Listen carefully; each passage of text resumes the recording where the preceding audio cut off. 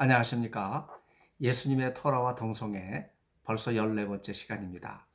오늘은 예수님께서 이혼과 재혼을 금지하신 말씀을 동성애에 적용해보는 시간을 갖도록 하겠습니다. 에베소 유적지에 가면 셀수스 도서관이 있죠. 알렉산드리아 버가모 도서관과 함께 세계 3대 도서관입니다. 그런데 놀랍게도 그 도서관 지하 통로를 통해서 많은 젊은이들이 은밀하게 음행을 일삼은 흔적이 있습니다. 그들은 대나 밝은 대로를 가기가 어려웠기 때문에 공부하러 도서관을 갔다는 핑계를 대고 어두운 지하 터널을 통해서 비밀리에 사창가를 들락거렸습니다. 근데 그 사창가는 그냥 사창가가 아니고 에베소에 즐비한 너무나 많은 이방 신전들이 있는데 그 이방 신전에 있는 공창들이 있었던 바로 그 숙소입니다. 에베소 유적지에 거짓 사랑의 사창가로 가는 출입구 표시판이 하트 모양으로 있을 정도로 바닥에 대리석에 새겨져 있습니다. 여성 창기를 표시하는 그림도 있고요. 또 발바닥 크기의 작은 그림도 있어서 그 발바닥보다 작은 사람은 입장하지 못하도록, 또 바로 이 에베소가 소돔처럼 동성애로 멸망됐다고 하는 것을 보여주는 증거인데, 당시 이방의 많은 공창제들이 이 거주지가 이곳에 있었습니다. 천박한 성 혹은 음란물, 그리고 동성애에 관하여는 창조자 하나님을 불명예스럽게 하는 것이기에 감사하는 말로 사실 대체해야 됩니다. 바로 에베소 5장 4절 말씀이죠. 바로 에베소 유적지를 두고 한 말씀이라고 생각합니다. 건강한 가정을 깨뜨리려고 하는 동성애 유혹이 있는 이 에베소 같은 곳에 기독교 복음이 전해지게 되었을 때 비로소 가정이 회복되고 아름다운 가정의 성이 회복되면서 자녀들이 태어나고 대를 이어 교회가 세워지는 축복이 있었습니다. 고대 종교가 만연돼서 공창대조가 뿌리를 내린 곳마다 동성애가 공공연하게 신전에까지 횡행할 정도로 가득했는데, 기독교의 순수한 복음이 전파되면서 이러한 악한 동성애가 잘못된 것이라고 하는 것을 경고하고 대낮에도 숨기지 않고 동성애의 어두운 이면이 활개를 치다가 비로소 예수님의 복음을 통해서 음성적으로 숨어 들어가고 또 사라지는 그러한 계기를 맞이하게 된 것입니다.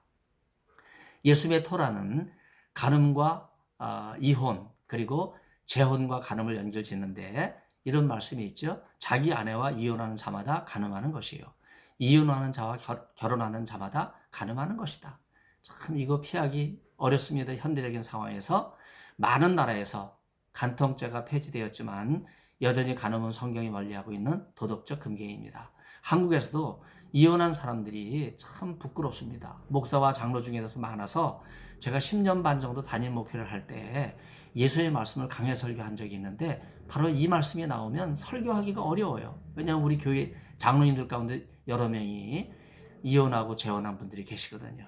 신학교 입학시험 절차에서도 이혼한 수험생에게 재면접 절차를 밟습니다. 그러나 한쪽 이야기만 듣고 악성 이혼을 걸러내는 것은 쉬운 일이 아니기 때문에 그냥 요식행위로 다 합격시키고 말죠. 유대인의 관습에서 정혼과 이혼은 분명히 다릅니다. 유대교 혼인 제도를 히브리어 몇 마디 쓰려고 하는데 메오라사흐라고 하는 게 이제 히브리 유대인의 혼인 제도입니다. 이 혼인 제도는 크게 둘로 나누죠. 정혼과 약혼입니다. 보통 경우에 정혼을 한 후에 결혼을 하기 때문에 둘 다 공신적으로 인정받는 제도입니다. 히브리어 에이루신이라고 하는 말은 정혼이라는 단어입니다. 장차 결혼을 약속하는 것이라고 볼 수 있습니다.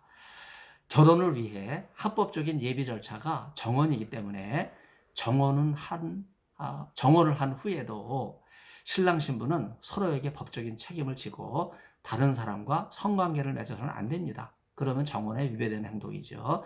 약혼식과 같이 정혼한 사이의 단계에서 이미 양가 부모와 친지로부터 브라카라고 하는 축복을 받은 커플이 탄생된 거기 때문에 아직 공식적으로 결혼 절차를 통해서 혼인관계를 이어가진 않지만은 예비 부부로서의 법적인 책임을 충실하게 이행해야 했습니다. 또한 정원 이후에 유대인의 결혼은 니수인이라고 하는 것으로 완성이 됩니다. 니수인은 또 결혼 앞두고 중간 단계라고 볼 수 있는데 세부적으로 결혼식을 올리기 위해 신랑이 신부를 자기 집으로 데려가는 키난이라고 해서 떠들썩하게 맞이하는 상징적인 행사를 먼저 합니다. 그리고 마지막 단계에서 이제 혼례가 완성이 되는 거죠. 케투바라고 하는 것을 통해서 결혼 서약을 합니다. 이렇게 신부 맞이 행사인 키난과 결혼 서약인 케투바를 마치면 모든 결혼이 원만하게 성사가 됩니다. 그러나 이전의 복잡한 전통적인 유대인의 혼례와는 달리 현대에 이르러서는 단 한 번의 결혼 예식을 통해서 정혼식인 에이루신과 최종 결혼식인 리수인이 그냥 특별한 절차 없이 한 장소에서 간편하게 이루어지는 것이 오늘 유대인의 결혼 예식입니다. 예수의 토라에서 이혼한 사람은 결코 인정받지 못하는데 그런 점에서 요셉이 마리아가 잉태한 것을 알게 됐을 때 둘이 경건한 사이였기 때문에 파혼을 하려고 마음을 정하게 되죠. 이때 히브리어 표현으로 제가 한번 그 표현을 살펴보면 실락 에트 이시토라고 하는 표현이 나오는데 쉽게 말하면 번역하자면 아내를 버리는 것에 해당됩니다. 그냥 정혼하고 파기하는 정도가 아니라 이미 수저를 지킨 아내가 부정을 저질렀다고 생각했기 때문에 이제 파혼하는 이제 그런 단계에 아내를 버리는 것은 바로 간음에 해당되는 것을 전제하고 있다고 볼 수 있습니다. 정혼을 파기하는 것도 간음에 해당하는 것이라고 하는 유대인의 제도를 잘 아시는 예수님께서는 이혼과 재혼 모두를 간음이라고 말씀하십니다. 이러한 말씀은 오늘날 합법적으로 이혼을 하고 또 합법적으로 재혼을 하고 가정 부분에 상황윤리의 잣대를 우리는 너무나 익숙하게 알고 있는데 이걸 하나님 말씀은 다 거부하면서 절대 이혼과 재혼해서는 안 된다. 그것은 간음으로 통하기 때문이다. 그래서 신학교의 문을 두드리는 목사 후보생뿐만 아니라 이미 목사 장로 가운데서도 많은 이가 이혼과 재혼을 하는 상황이기 때문에 간음은 벌써 우리 사회뿐만 아니라 교회까지 깊숙하게 성직자에게까지 들어와 있는 교회 양심을 마비하는 심각한 문제라고 말할 수 있습니다. 제가 이렇게 말씀드리는 이유는요. 하나님께 정하신 결혼 제도가 신성한 것이기 때문입니다. 어떤 신부가 이집트 공항에서 혼자 안전 검색대를 통과하는 것을 보고 제가 의아하게 한번 생각한 적이 있어요. 식장에서 입은 웨딩드레스 차림으로 길게 늘어뜨리면서 검색대를 통과하는 거예요. 무슨 사정이 있었겠지만 방금 결혼하고 신랑도 없이 검색대를 빠져나가는 모습이 여간 이상한 것이 아니었습니다. 유대율법에 대해서 보수적인 견해를 가지고 있음에도 불구하고 나자라 예수님께서는 율법보다 더 나아가서 율법이 금지하는 것보다 더 보수적으로 새로운 해석을 제시하신 분이시기 때문에 제2의 모세와 같습니다. 신명기 24장 1절로 4절을 보면 모세율법은 남성에게 좀 유리하죠. 합법적 절차를 따라서 이혼 증서를 써주면 이혼하는 것으로 그렇게 되어 있어요. 근데 나자라 예수님께서는요. 왜 이혼 증서 써줬을까? 그 내막을 살펴보면서 그 당시 유대인들이 완악했기 때문이다. 이렇게 판단하면서 이혼이 간음을 조장하고 재혼도 간음으로 이어진다. 이렇게 간주하시면서 아예 이혼과 재혼 자체를 허락하지 않으십니다.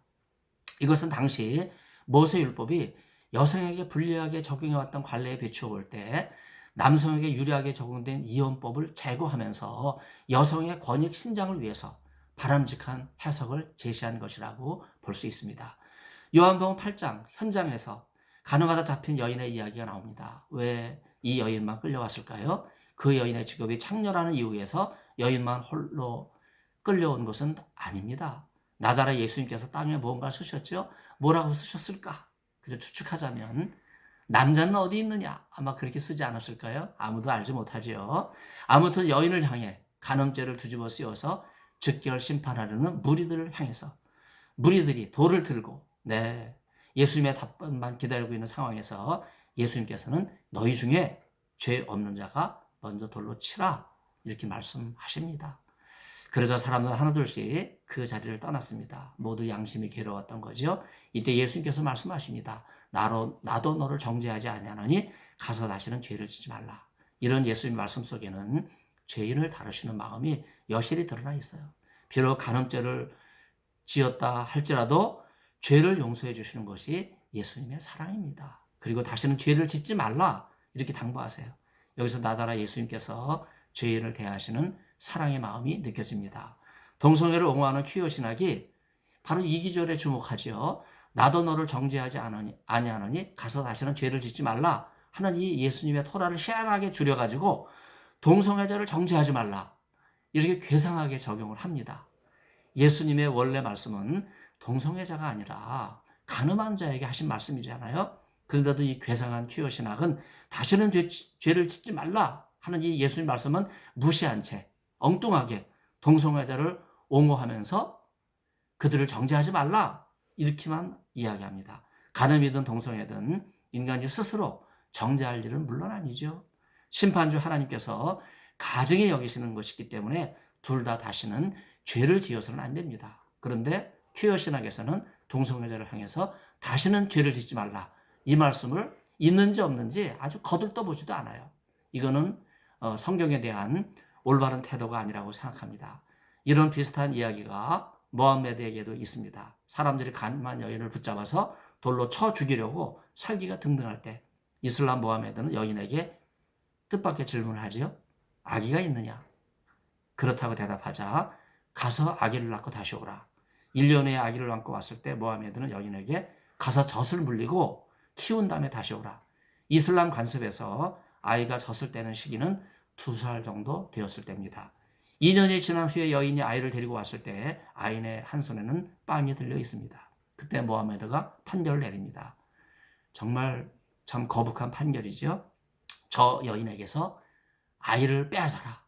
그리고 골짜기를 끌고 가서 저 여인의 목에 흙이 차오르도록 채우고 돌로 쳐서 죽이라.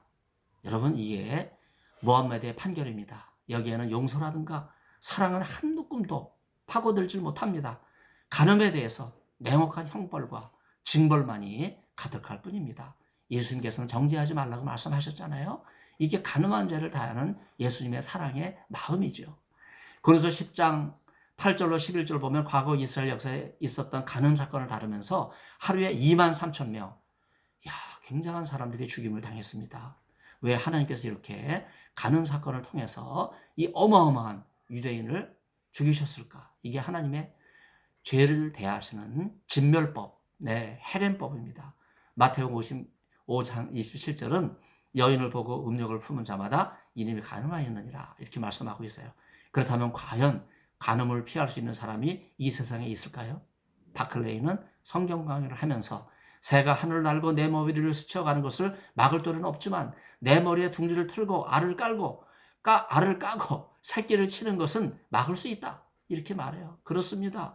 음란한 생각은 머리를 스쳐갈 수 있지만 간음과 같은 행동은 의지적으로 막을 수 있습니다. 그러나 예수님께서 말씀하신 것과 같이 마음으로 오랫동안 음욕을 품고 정욕을 불태우는 이런 것은 우리가 자리를 털고 일어나고 운동하고 그리고 하나님 말씀 비추어서 자신의 죄를 낱낱이 하나님 앞에 회개하면서 나갈 때 인간의 몸을 입고 이 땅을 살아가지만 엄격한 예수님의 말씀에 비추어 볼 때 우리는 영적인 간음에서 자유할 수가 있습니다. 나다라 예수님께서는 이혼과 재혼을 모두 간음이라고 말씀하시지만 우리나라 이혼율은 기독교인이라고 해서 별 다르지 않습니다. 기독교가 세속할 대로 세속화돼서 신학교도 벌써 심각한 상황이 왔습니다. 무지개 신학교를 만들 정도로 세상적인 종교가 되었기 때문에 그래도 기독교를 비난하는 소리가 다른 종교에 비해서 높은 것은 저는 좀 역설적으로 이렇게 해석합니다. 아직도 이 사회가 기독교에 대해서 희망을 품고 있다고 하는 일말의 소리다.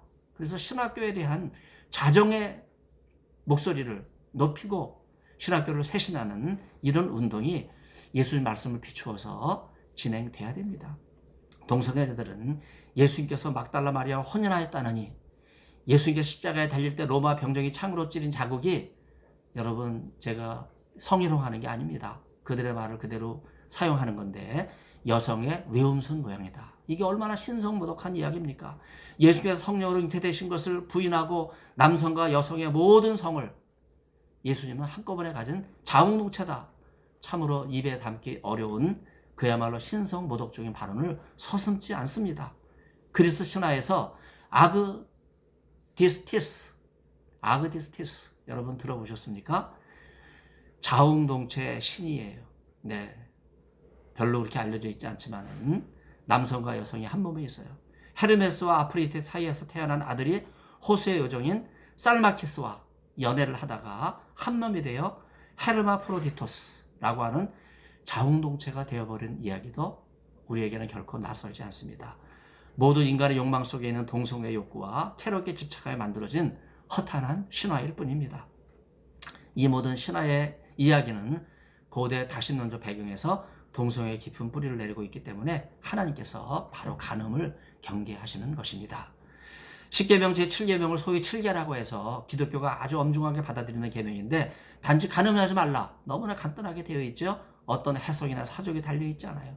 나자라 예수님께서는 십계명을 그대로 받아들이는 지키 율법적이고 보수적인 입장에서 이혼과 재혼은 그 자체가 간음을 유발하는 것이라고 경계하십니다. 이러한 예수님의 토라는 이 시대가 하나님께 창조하신 가정을 회복하고 성윤리를 새롭게 세울 수 있는 가장 기본적인 말씀을 소중하게 여겨야 할 것입니다. 유대인에게 동성애가 있겠습니까? 제가 이전 강의에서도 분명히 말씀드렸죠. 물론입니다. 이방 제사에서 수입된 동성애가 예루살렘에까지 들어왔어요. 레위기 20장 13절을 보면 유대인에게 양성애를 하면서 유대인들이 동성애를 즐겼던 것을 하나님께서 만연하십니다. 그래서 하나님께서 그 음란한 동성애 행위를 금지하신 거예요. 동성애를 우리말 성경이 간요한 것이라고 번역한 것은 바로 구약 성경을 그대로 참고한 거라고 저는 생각해서 아주 우리말 사전이 잘 됐다고 생각해요. 히브리어로 토에바, 바로 금지하신 것, 허락하지 않으신 것이라고 하는 의미를 우리말 사전은 동성애는 가증한 것이다. 그렇게 번역을 해놨어요. 네. 하나님께서 창조하신 가정을 인간의 육체적인 쾌락을 극대화하는 것으로 나가는 동성애는 우상숭배와 마찬가지로 하나님을 섬기는 대신에 우상을 섬기는 영적인 의미에 가는 것 같은 것이기에 금지하신 것입니다. 또 그리스 신화를 이야기하겠습니다. 올림픽에서 시작된 고대 올림픽은 벌거벗고 하는 남성의 제전입니다. 체육관을 그리스어로 김나지움이라 그러죠.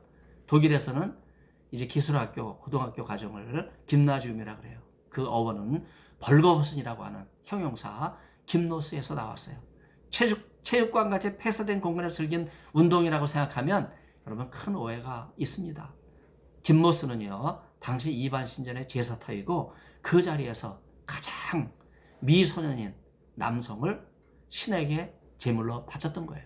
그래서 그리스의 조각상 보면 여러분 아프로디테, 비너스보다 남성의 조각상이 훨씬 많잖아요. 그게 바로 다 동성애 신전과 연결되어 있는 미소년을 이방 신전에 바친 그런 흔적들입니다. 이때 제사장은 미소년을 성적 탐닉의 대상으로 삼고 인간의 지극한 쾌락으로 자신의 신을 숭배하는데 바로 이 동성애를 이용했던 것입니다. 이런 은폐된 공간에서 남성과 미소년이 은밀하게 동성애를 즐겼는데 선민인 유대인은 할례를 받아서 이런 모임에 참가하면 당장 표시가 나잖아요. 동성애를 금지하신 하나님께서 특별히 보호하신 것이라고 볼 수 있어요.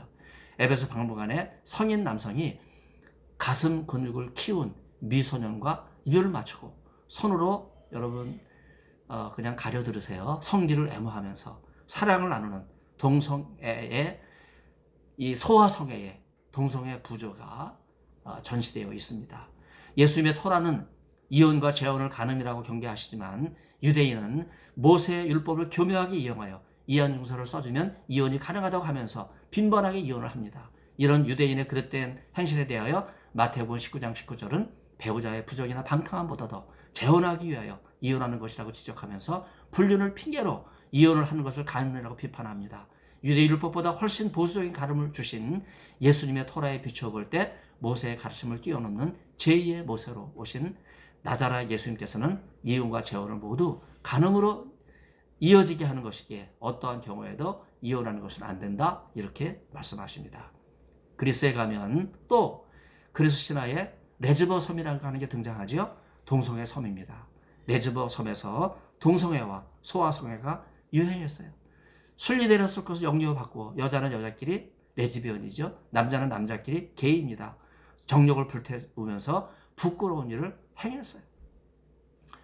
여러분 오늘 이 이야기를 들으면서 다시 한번 하나님의 말씀으로 돌아가는 저와 여러분이 될 수 있기를 바랍니다. 경청해 주셔서 진심으로 감사를 드립니다.